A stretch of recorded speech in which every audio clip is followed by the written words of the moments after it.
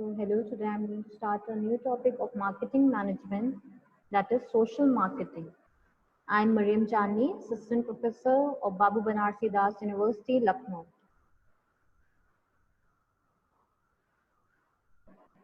Content to be discussed includes main aspects of socially responsible marketing, merging social responsibility and marketing, characteristics of socially responsible marketing, developing and implementing a socially responsible marketing plan, 5 simple steps every marketer can take to create a sustainable, socially responsible marketing plan.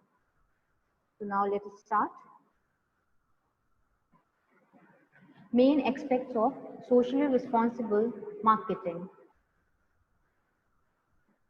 Social conscious marketing address the shortcomings of traditional marketing practices and follow the philosophy of mindfulness and responsibility.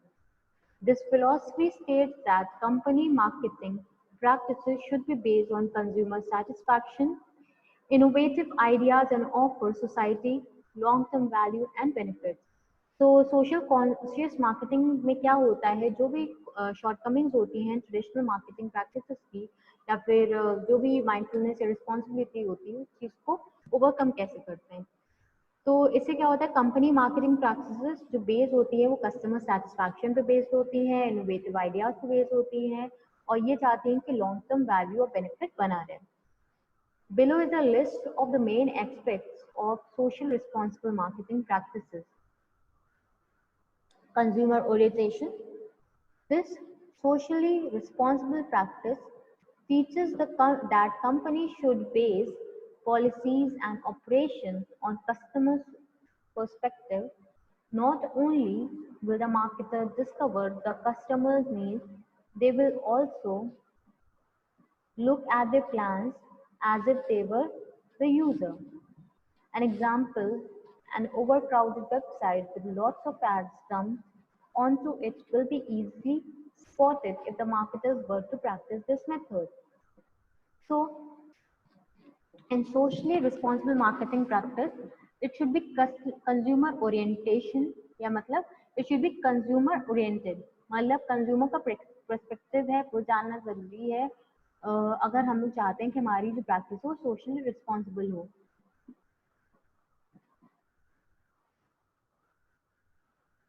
ज़रूरी नहीं है कि सारे marketers जो है वो consumer की जो नीड्स हैं उनको पता लगा लें, वो जो है उनके प्लान्स के बारे में देखते हैं, अगर वो खुद यूज़र होते तो क्या प्रेफर करते। तो इस चीज़ को अपने दिमाग में रखते हुए हमें उस तरह से उनसे डील करना चाहिए। तो अगर इस तरह से हम डील करेंगे तो it will be known as socially responsible practice. Next is innovation. Improving product and services in innovative manner improves the experience for user, and improving marketing strategies, policies, and brand personalities on an ongoing basis will position your company as an innovative experience to be repeated and passed on. मतलब अगर हम लोग को innovative products बनाने चाहिए और इस तरह से बनाने चाहिए कि जो कंज्यूमर का एक्सपीरियंस है वो अच्छा हो। इम्प्रूविंग अपनी मार्केटिंग स्ट्रैटेजी इम्प्रूव करनी चाहिए, पॉलिसीज इम्प्रूव करनी चाहिए, ब्रांड पर्सनालिटी, ताकि जो हमारी कंपनी की पोजीशन है वो इनोवेटिव एक्सपीरियंस की तरह दिखाई दे लोगों की नजरों में। Value of the product. A company that produces valuable products and focuses on offering the customer great pricing, excellent experience, and great customer service will not have to resort to pushy sales tactics and gimmicks. Apple brand is famous for having people happily wait in line overnight to be the first to own an upgraded product. तो हमने देखा है कि Apple जो brand है उसकी भी कोई भी नई प्रोडक्ट जब लॉन्च होता है तो लोग खड़े रहते हैं उसको खरीदने के लिए, वेट करते हैं कि कब वो उसकी शॉपिंग स्टार्ट हो या कब वो अवेलेबल हो मार्केट में, ताकि वो प्रोडक्ट जो है वो खरीद पाए। ऐसा क्यों होता है? ना वो उस तरह से अपना एडवर्टाइज करता है, उसने अपने ब्रांड को ऐसे ही बिल्डअप किया है। क्यों? क्योंकि वो जो है कस्टमर को वैल्यू प्रोवाइड करता है, कस्टमर उससे खुश हैं। क्यों खुश हैं? क्योंकि उसकी प्राइसिंग अच्छी होती है, उसका एक्सपीरियंस जो होता है बहुत अच्छा होता है, कंज्यूमर जो है are very satisfied by the experience it provide, नई नई टेक्नोलॉजीज देता है, इनोवेशन देता है, कस्टमर की सर्विस बहुत अच्छी है। तो इससे क्या होता है, उनको पुशी सेल्स टैक्टिक्स जो होती हैं कि खरीदो हमारा प्रोडक्ट, हम ये देते हैं, हम वो देते हैं, ये सब नहीं करना पड़ता है। अल्टीमेटली जो लोगों ने फील किया है, जो एक्सपीरियंस किया है, उसके वजह से लोग जो है उसे खरीदने के लिए, उसके नेक्स्ट इनोवेशन को खरीदने के लिए वेट करते हैं। सो उन्हें क्या क्या वैल्यू बनाई है अपने प्रोडक्ट की। तो this is very important part of social responsible marketing जो कि इन लोगों ने किया है। Next is sense of mission. A clearly defined corporate mission will help companies to be clear about their plans and goals and practices. By putting the goods of the community and associate over profit, companies will indeed see an increase in the number of consumers willing to pay premium prices for their products.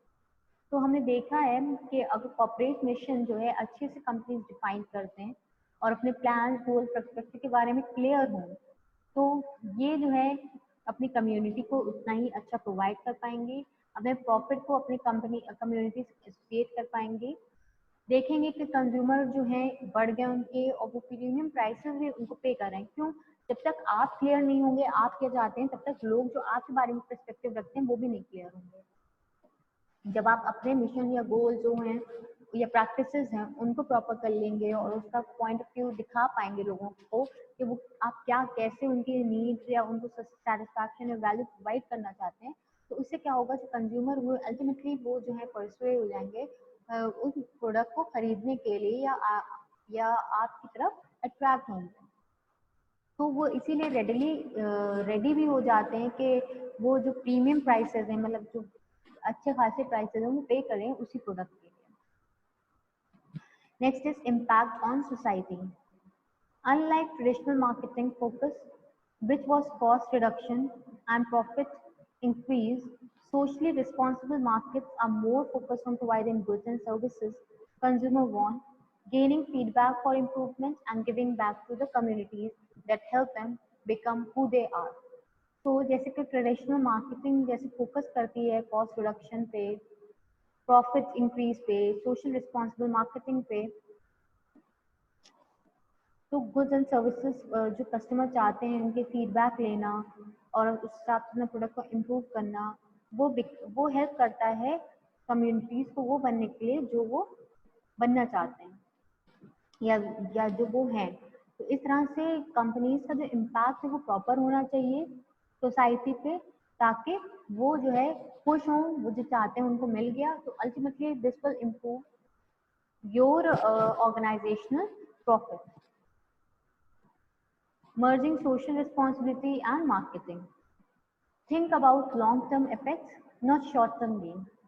Short-sighted companies will undervalue the impact of responsible marketing for instantly gratifying increase.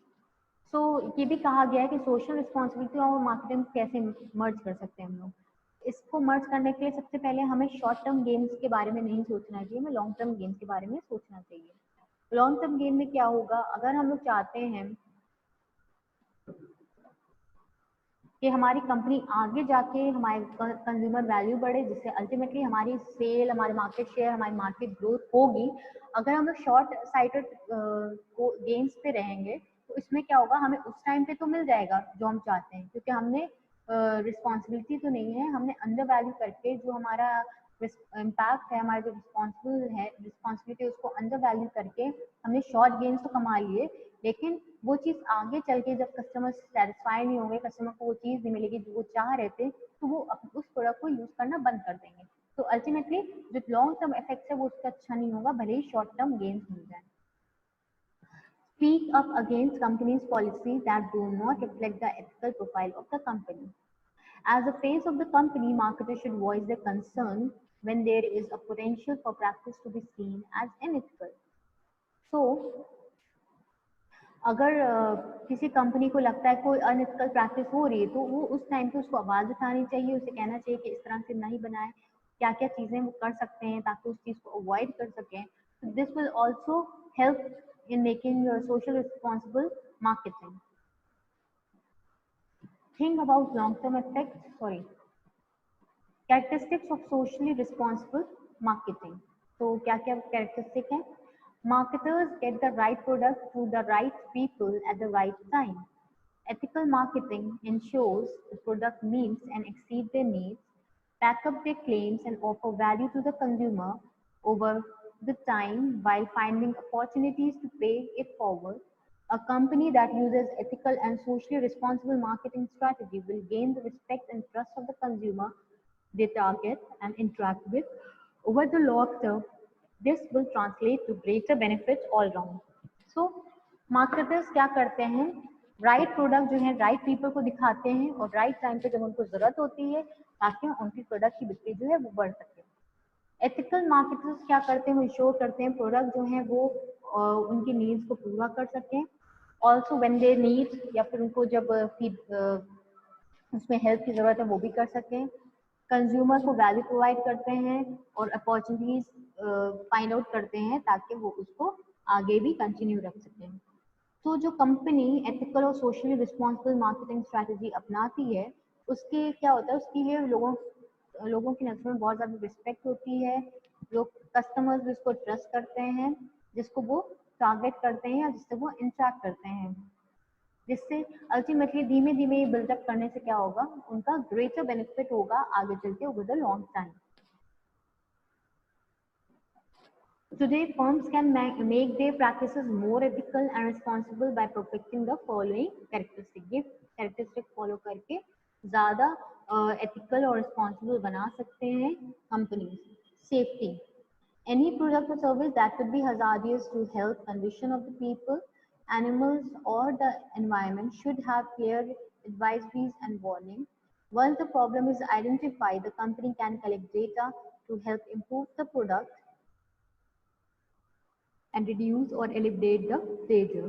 An example would be fast food restaurants eliminating the use of hydrogenated oils even before trans fats were banned. So, अगर किसी भी product या service में लगता है कुछ hazardous है जो कि हेल्थ कंडीशन जो लोगों की है या एनिमल्स की एनवायरनमेंट की है उसको इफेक्ट कर सकता है, तो एक उनको क्लियर एडवाइजरी वार्निंग देनी चाहिए first of all. Then once the problem is identified उनको डेटा कलेक्ट करके उसे इम्प्रूव करने की कोशिश करना चाहिए और एलिमिनेट करने की कोशिश करनी चाहिए जो भी डेंजर है उस चीज़ में। जैसे कि एग्जाम्पल यहाँ पे दिया गया है कि फास्ट फूड रेस्टोरेंट जो है वो एलिमिनेट कर देते हैं hydrogenated oil even before the trans fat जब बैन हुआ था, जब उनको पता चला trans fat is not good for health तो उन्होंने हाइड्रोजनेटेड ऑयल जो है एलिमिनेट कर दिए from using. So this is safety insurance. Next is respecting customer privacy. When customer trust enough to allow you access to their information, selling it to lead companies or obtaining prospective customer information without permission is unethical and breaks trust. Nobody wants to buy from the creepy guys, no matter how beautifully packaged the products are. So now second point is respecting customer privacy. Customer जो है trust करता है companies को ताकि और तभी वो allow करता है कि वो अपनी इंफॉर्मेशन जो है उन्हें दे दे। अगर उस ट्रस्ट को किसी भी कंपनी ने तोड़ दिया या बेच दिया फर्दर उसकी इंफॉर्मेशन को तो वो उनका ट्रस्ट ब्रेक कर देता है, फिर जो है कोई भी कंज्यूमर जो है उस कंपनी से नहीं बाय करना चाहेगा जो ऐसा काम करती है। So respecting customer privacy is also very important. Next is honesty. Ensuring a product satisfies a need, it promises to or aids in providing a lifestyle it advertises. Advertising should be transparent about possible side effects and not puff up results, so clients can come to respect the honesty of your advertising. तो ये ensure करना कि product satisfy करे वो need जो वो दिखाता है या दिखाता है कि वो किस तरह से उस लाइफस्टाइल को एडवर्टाइज करता है, वो चीज़ें ट्रांसपेरेंट होनी चाहिए और उसके साइड इफेक्ट नहीं होने चाहिए। क्यों? अगर रिस्पेक्ट करना चाहिए क्लाइंट को जो है रिस्पेक्ट करना चाहिए आपकी जो ऑनेस्टी है ऑफ एडवर्टाइजिंग। वो रिस्पेक्ट करेगा, ट्रस्ट करेगा तभी वो उस प्रोडक्ट को खरीदेगा और अगर आप उसको ब्रेक करेंगे फर्दर वो उस प्रोडक्ट को खरीदने से डिसकंटिन्यू कर जाएगा। Transparency. Any technique to manipulate and hide facts and information consumer need could harm a company. Just think of the way people regard the companies such as Enron that hid information and was not open to stakeholders about what is happening. मतलब transparency होनी चाहिए, जो भी company कर रही है उसके बारे में पता होना चाहिए। अगर वो अपने फैक्ट्स को हाइड कर ले जो कंपनी को जो कस्टमर को हार्म कर सकता है या स्टेक होल्डर्स के लिए अच्छा नहीं है, तो वो फिर ग्रो नहीं कर पाएगी। Ethical pricing, generating data about your target marketing will give you information on how much they are willing to pay for your product. The rest of the pricing strategies in a simplified manner should be based on overhead costs and supply and demand. Creating fake shortages and bad mouthing the competition are considered unethical marketing practices. So, एक pricing techniques होती हैं बहुत सारी, जिसमें one of ये है कि target market से पता लगा लेना कि वो कितना पे कर सकते हैं, विलिंग टू पे है फॉर पर्टिकुलर प्रोडक्ट। तो इससे क्या होता है, हमारी जो प्राइसिंग स्ट्रैटेजी थी वो ज़्यादा सिंप्लीफाई हो जाती है। उसके बाद हम लोग अपनी जो कॉस्ट है वो ऐड कर सकते हैं और अपने प्राइस को हाई कर सकते हैं regarding the supply and demand. लेकिन यही चीज़ अगर हम ऐसे करें कि अगर मान लो हम लोग ये दिखा दें कि हम वो प्रोडक्ट अवेलेबल नहीं है, तो इस वजह से वो महंगा मिल रहा है, ठीक है, या फिर दूसरे कंपटीशन के बारे में हम बुरा बुरा बोल के अपने प्राइसेस इंक्रीज कर दें, तो this is known as unethical marketing practices. This is not a good way of doing business. So I hope you have understood all the point. Honesty, transparency, ethical pricing, safety, respecting customer privacy, these are all very important to be doing with social responsibility, working with social responsibility.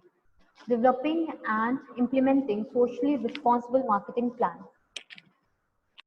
While ethics and social responsibility are sometimes used interchangeably, there is a difference between the two terms. Ethics tends to focus on individual or marketing group decisions, while social responsibility takes into consideration the total effect of marketing practices on society. In order to foster an ethical and socially responsible behavior pattern among marketers, while achieving companies' objectives, especially care must be taken to monitor trends and shifts in society values and beliefs. Next, marketers should forecast the long-term effects of the decision that pertain to those changes, bearing in mind that the company cannot satisfy the need of the entire society. It is best serves the marketers to focus their most costly efforts on their target market while being aware of the values of the society as a whole. तो ethics और social responsibility दोनों एक जैसे लगते हैं, लेकिन दोनों में फ़र्क है। एथिक्स जो है फोकस करती है इंडिविजुअल या मार्केटिंग ग्रुप डिसीजन पे, और सोशल रिस्पॉन्सिबिलिटी क्या करती है, टोटल इफेक्ट देखती है जो भी मार्केटिंग प्रैक्टिसेस का होता है किसी भी सोसाइटी पे। अगर हम चाहते हैं कि एथिकल और सोशल रिस्पॉन्सिबिलिटी बिहेवियर पैटर्न रहे मार्केटिंग में, तो इसको अचीव करने के लिए ऑब्जेक्टिव स्पेशल केयर जो है देना चाहिए, ध्यान देना चाहिए। सोसाइटी की ट्रेंड्स या शिफ्ट जो हो रहे हैं, सोसाइटी के वैल्यू बिलीफ, इस पर भी ध्यान देना चाहिए। फोरकास्ट करना चाहिए कि लॉन्ग टर्म इफेक्ट क्या हो सकते हैं किसी भी डिसीजन के किसी के ऊपर, तो उस हिसाब से हमें चेंजेस करने चाहिए। ये भी देखना चाहिए कि कंपनी जो है हर किसी की नीड जो है उसको नहीं सेटिस्फाई कर सकती, तो इससे अच्छा है हम फोकस करें सिर्फ उस पर जो हम कर सकते हैं, जिनके लिए हम काम कर सकते हैं, और उस चीज़ों के बारे में अवेयर कराएं सोसाइटी को।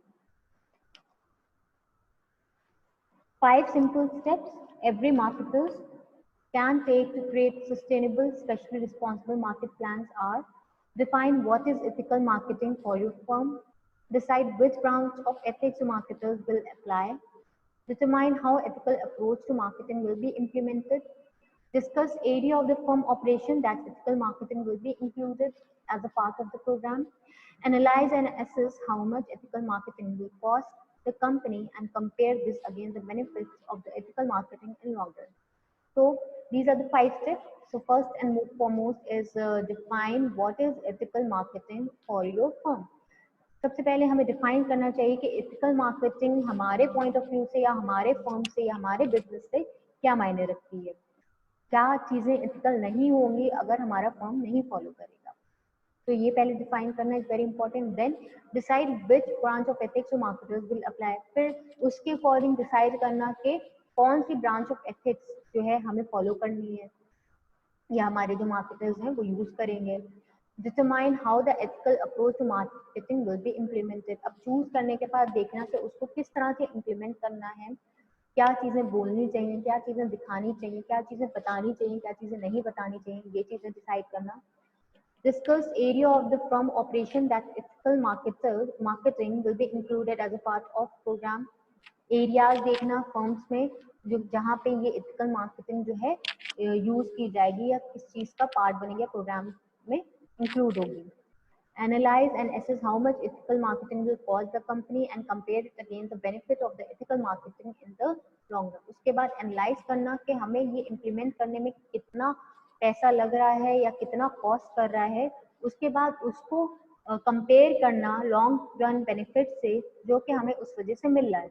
मतलब जो अभी पैसा लग रहा है उस चीज को इम्प्लीमेंट करने में एथिकल मार्केटिंग में और उसको फिर कंपेयर करना कि वो कितना बेनिफिशियल है हमारे लिए by applying the ethical marketing in the long run.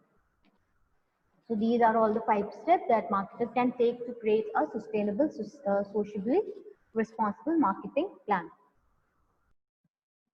So content to be discussed,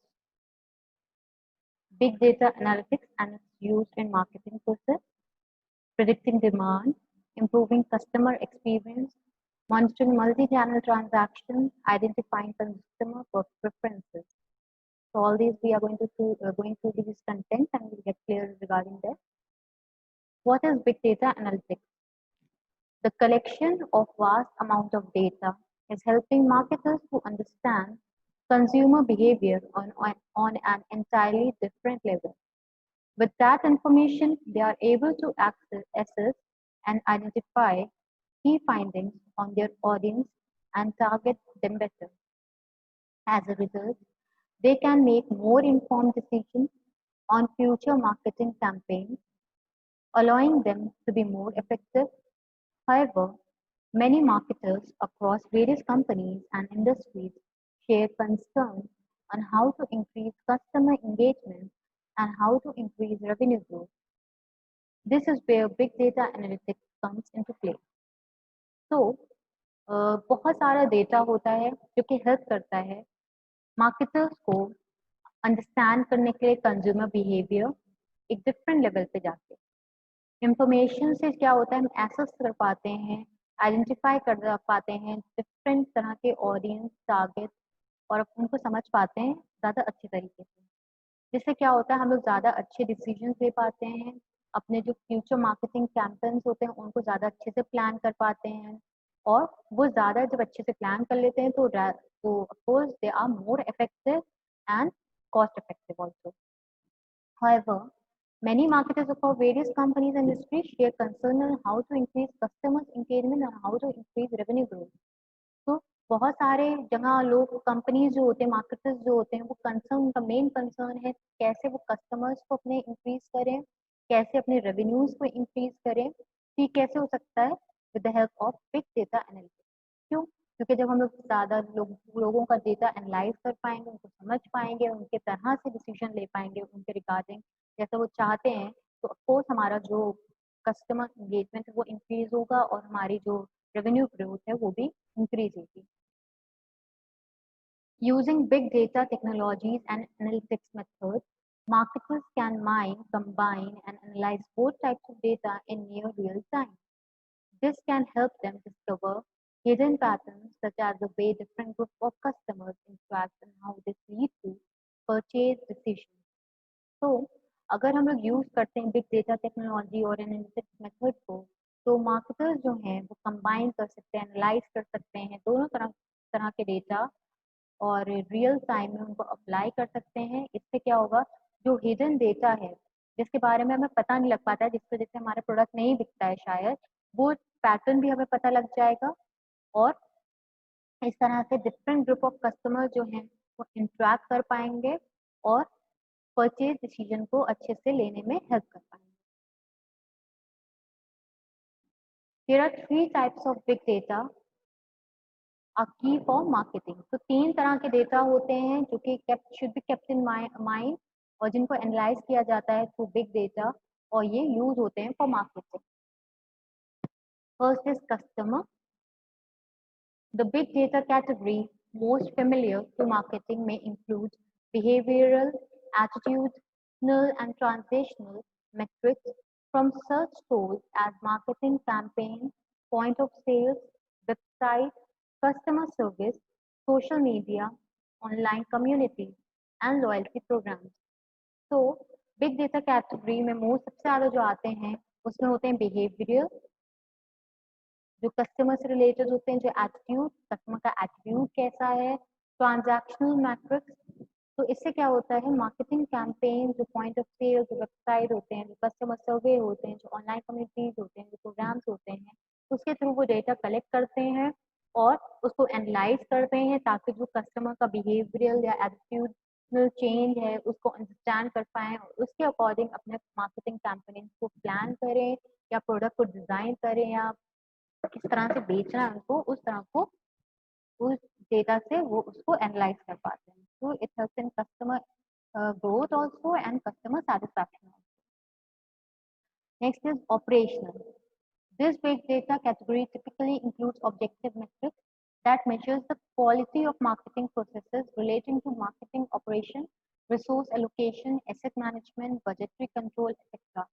तो ये जो बिग डेटा कैटेगरी है ऑपरेशनल लेवल की, इससे क्या होता है, जो क्वालिटी होती है मार्केटिंग प्रोसेस की या मार्केटिंग ऑपरेशन की या रिसोर्स एलोकेशन या एसेट मैनेजमेंट, बजटरी कंट्रोल की, वो ज़्यादा इम्प्रूव होती है।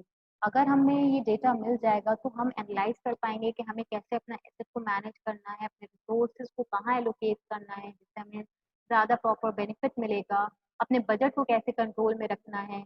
ये सब चीज़ें कंट्रोल करने में हेल्प करता है हमारा ऑपरेशनल जो डेटा होता है, जो बिग डेटा जो एनालाइज करता है। Next is financial data. इसमें क्या होता है, typically housed in an organizational financial system, this big data category may include sales, revenue, profit, and other objective data types that measures the financial health of the organization. तो इसमें क्या है, इसमें जो ऑर्गेनाइजेशन के फाइनेंशियल सिस्टम है, big data categories हैं, जैसे सेल्स, रेवेन्यू, प्रॉफिट और इस तरह का जो डेटा होता है उसका जब एनालिसिस होता है, कैसे सेल्स हो रही, कैसे रेवेन्यू आ रहा है, क्या प्रॉफिट आ रहा है, क्यों इतना प्रॉफिट आ रहा है, सेल्स क्यों इतनी कम हो रही है, रेवेन्यू कहाँ जा रहा है, ये सब चीज़ें जब एनालाइज होती हैं properly using the data, this is known as financial type of big data analysis. So we have all read the customer big data analysis, operational big data analysis, financial big data analysis. These are the three types of big data analysis and are key for marketing. तो यही की functions होते हैं किसी भी marketing में, तो इनको जब हम एनालाइज कर लेंगे तो ultimately objective of profit maximisation and growth maximisation will be achieve. Next is importance of big data analytics. Dynamic pricing. It is crucial to establish the right price point for customers. Big data analytics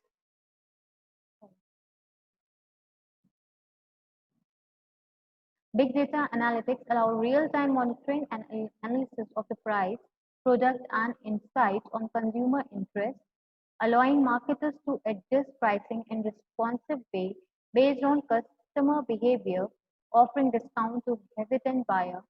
तो dynamic pricing का मतलब क्या होता है, मतलब pricing that keeps on changing, जो कि static नहीं होती है, जो चेंज होती रहती है according to customer requirement and right price at right place at right time. So it is important to for creating a right price. Big data analysis क्या करता है, यही चीज में हेल्प करता है, हमें रियल टाइम मॉनिटरिंग देता है, एनालाइज करने के लिए कहता है हमारे prices, product and insight on consumer interest. इससे अलाउ करता है हमारे मार्केटर्स को कि एडजस्ट कर पाए प्राइस इन रिस्पॉन्सिव वे, जिस हिसाब से कस्टमर बिहेवियर चेंज होता है उस हिसाब से जो प्राइसेस हैं उनमें भी चेंजेस ला पाए.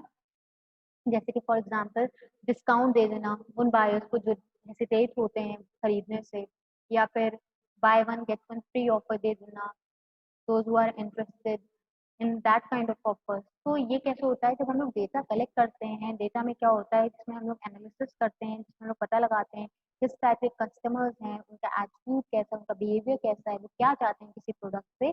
जब हमें ये आइडिया लग जाएगा, जैसे कि हमने जो इसमें पढ़ा था थ्री टाइप्स ऑफ डेटा होते हैं, तो यहाँ पे ये किसमें आ गया, ये कस्टमर में आ गया. हम कस्टमर को जान रहे हैं कि वो क्या चाहता है किसी भी प्रोडक्ट से और कितने प्राइस में वो प्रोडक्ट को खरीद सकता है. अगर हम उस चीज़ को एनालाइज कर लेंगे तो हम उस हिसाब से अपनी प्राइसिंग जो है वो रख सकते हैं. Next is measuring return on investment. calculating return on investment and demonstrating how an individual advertising activity directly contributes to the bottom line have always been an incredible challenge marketers face. The advanced capabilities of big data solutions can account for all crucial measures such as level of investment, consumer responses in action and channels, providing a precise return on investment and helping to inform future campaigns and make better budgeting decisions. तो return of investment एक बहुत ही main factor होता है किसी भी company का, वो इसीलिए काम ही करता है कि जितना भी पैसा रहे उससे ज़्यादा उसको मिले। तो लेकिन वो कैसे उस चीज़ को निकाले, किस तरह की एडवर्टाइजिंग एक्टिविटीज़ करे, क्या चैलेंजेस हैं जो मार्केटिंग के जो वो फेस कर रहा है और किस तरह से उससे डील करे, ये हेल्प करता है जो हमारा बिग डेटा का सॉल्यूशंस होते हैं, जो हमारे बिग डेटा का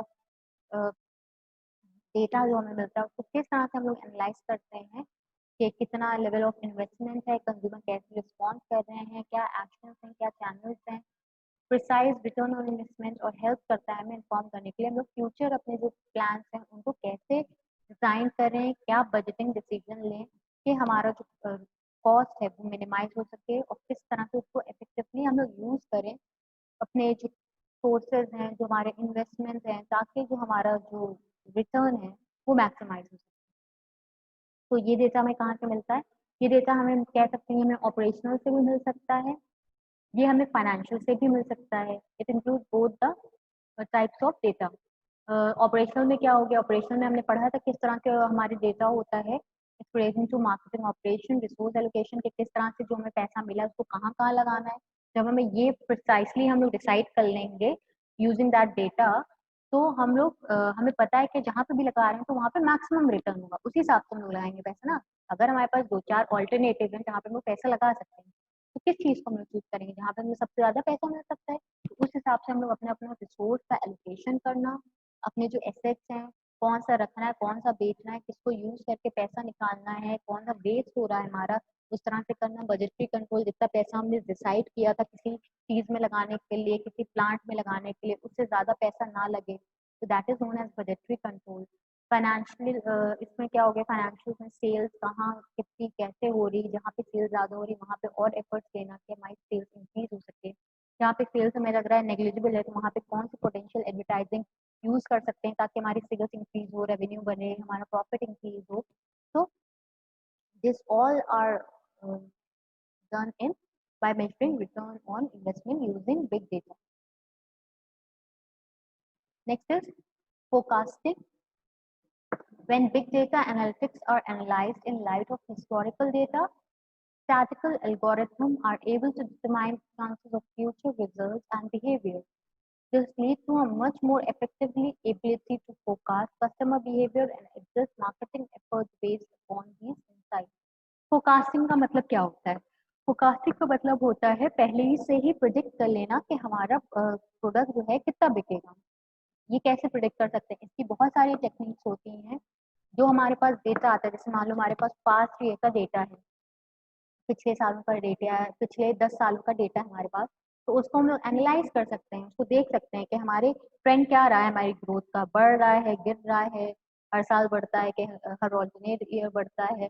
तो इस हिसाब से अपनी प्लान कर लेना अपने जो सेल्स हैं, या फिर क्या कहते हैं, और भी बहुत सारे मेथड होते हैं जिससे हम लोग कैलकुलेट कर सकते हैं, एवरेज मेथड होते हैं जिससे हम लोग डिटरमाइन कर सकते हैं। या फिर सीजनल सीजनल हमारा प्रोडक्ट बिकता हो तो हम लोग देख सकते हैं कि पिछले सीजन हमारा प्रोडक्ट कितना बिका था, या कोई सडन मिसहैपनिंग हो गई जिसकी वजह से हमारा प्रोडक्ट अब ज़्यादा बिकने के चांसेस हैं। तो ये प्रिडिक्ट कर लेना है, फोरकास्टिंग कर लेना विल बी एबल टू, जैसे कि अब हम लोग जानते हैं कोरोना चल रहा है, तो इसमें क्या है, इसमें लोग प्रिडिक्ट कर रहे हैं कि अभी आगे आने वाले टाइम पे क्या क्या चीज़ों की जरूरत पड़ सकती है। जैसे फॉर एग्जांपल सैनिटाइजेशन के लिए बहुत सारे रिक्वायरमेंट आ गए हैं, तो उस हिसाब से लोग अपना बिजनेस तक स्विच कर दिया लोगों ने, और वो उस फील्ड में चले गए जिसमें उनको लगता है कि there are chances of more growth rather than their previous business. तो फोरकास्टिंग जो है बहुत हेल्प करता है इस तरह से कस्टमर बिहेवियर को जज करने में और अपने मार्केटिंग एफर्ट्स को उसी हिसाब से एडजस्ट करने में, जो कि हेल्प करता है कि हमारे जो फ्यूचर रिजल्ट्स हैं या बिहेवियर है या चांसेस ऑफ ग्रोथ हैं वो इंक्रीज हो जाए। तो डेटा एनालिटिक्स जो है वो इसमें भी हेल्प करता है। Next is planning marketing efforts. Big data provides detailed analysis of the latest trend in consumer behavior with startling accuracy, including very specific subgroups. This allows marketers to adjust the strategies in a way that appeals to each of the audience differently.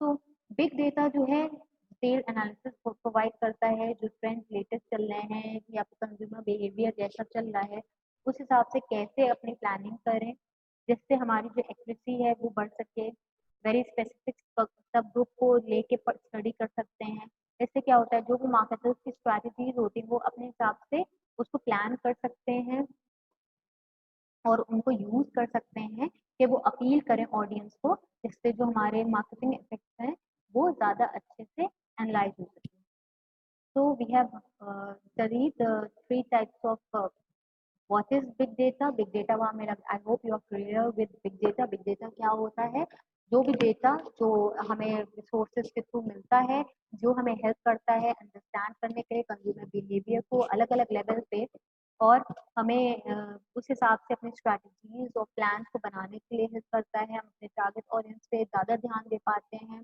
ज़्यादा efficiently और effectively काम कर पाते हैं plus it also help in increasing revenue growth and also help in increase customer engagement तो और ज़्यादा अच्छे से कस्टमर को भी बता पाता है कि वो कैसे परचेजिंग डिसीजन ले कौन सी कंपनी में इन्वेस्ट करे तो all these things are help with the help of are more efficiently dealt with the help of big data तीन टाइप के आपको डेटा बताए customer related data operational related data financial data तो customer related data I hope you are clear with customer related data जो customer से related या customer के behaviour या एटीट्यूड से रिलेटेड स्टडी होती है ऑपरेशन जो डेली वर्किंग होती है किसी को ऑर्गेनाइजेशन है उसको कैसे काम करना है कैसे रिसोर्सेज को एलोकेट करना है कैसे एसेट मैनेजमेंट करना है फाइनेंशियल डेटा कि अपना जो सेल्स है रेवेन्यू है प्रॉफिट है उसको कैसे ग्रो कराना है तो all these is done with the help of big data analytics लेकिन उसको हमने तीन कैटेगरीज में मोटी मोटी कैटेगरीज में डिवाइड कर दिया है ताकि हम उसको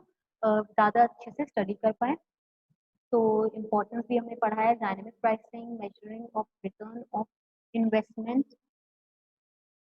चेंजिंग प्राइसेस है उसको कैसे किस हिसाब से रखना है कैसे अपनी स्ट्रैटेजी चेंज करना है कैसे उस हिसाब से रखना है कि जो हमारे कंज्यूमर हैं वो उसको रिस्पॉन्स दें रिटर्न ऑन इन्वेस्टमेंट हमें अपना कैसे बढ़ा सकते हैं कैसे यूज कर सकते हैं वो हम लोग किस डेटा को यूज करके कर रहे थे फाइनेंशियल एंड ऑपरेशन डेटा को यूज करके फोरकास्टिंग जो कि हमें हेल्प कर सकता है अपने फ्यूचर रिजल्ट को इंक्रीज करने के लिए या अपने एफिशिएंसी को बढ़ाने के लिए प्लान करना मार्केटिंग एफर्ट्स अपने कैसे अच्छे कर सकता है तो all these are in these big data analytics so personalizing the customer experience has likely been the biggest shift we have seen in the marketing industry.